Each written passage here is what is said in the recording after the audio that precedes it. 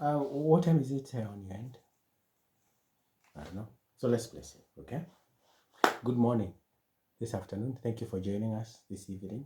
Tonight, if this is the first time on our channel, this is Mwalim, and here we solve mathematical problems, but we also talk about the mathematics of creativity. So remember to like our page, subscribe, and also turn on the notification bell so that you'll be the first person to be alerted once we release our videos, okay? All right, let's get down to it. So today, I want to share something very interesting. Do you know that our children are doing a lot better than us adults in one area of life, which is creativity? And I will share some work I did. So not long ago, I got the children in the estate where I stay, and I give them a task. They were about 20 or 30, and so I give them a task. So I give them full scraps and pens and pencils and color pens. And the task was one, draw the neighbor to your left. And I tell you, within 5 minutes, they were done. They were done. Within 5 minutes, they were done. Actually, this is the work that we did with them. It's the work that we did with them. 100% completion. Okay. So I remember I called one to the side and asked them, who have you drawn? And he had picked on my son was to his left, and this was the drawing of my son. This was the drawing. So I asked him, are you sure he looks like that? He said, of course, yes. I said, I don't agree. He said, why? I said, I don't agree because I live with him, so I know how he looks like. So he said, no, that's how he looks like when he's angry.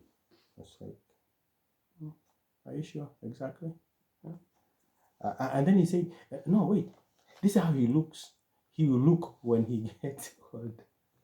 And for me, this was perplexing because the young man was ready to defend his creativity, even when some of us were disapproving. And so 100% completion rate on the creativity task that I gave to the young children. So I remember I decided to repeat this exercise with another class. So during one of the lectures at one of the universities where I was teaching entrepreneurship, I asked the student, please, I want us to do an exercise for 5 minutes. So I told them, this is what I want you to do. As part of our creativity class and innovation, draw the neighbor to your left. And they looked at me as if they didn't understand. So I repeated, I just want you to draw your neighbor to your left. Within 5 minutes, very few students had actually attempted. And so I encouraged them a little bit. But within about 7 minutes, I gave up. And by the time I was giving up, only about 10 students out of the 70 students had actually attempted. And so I asked one of them, why? So I'm waiting for him to draw me so that I draw him. And then I got the same answer from somebody else. And so it was interesting because it was like everybody was waiting for someone to draw somebody so that everybody can draw everybody. And so 10 out of 70, that's like 15%. So I remember I repeated the same exercise with a little bit older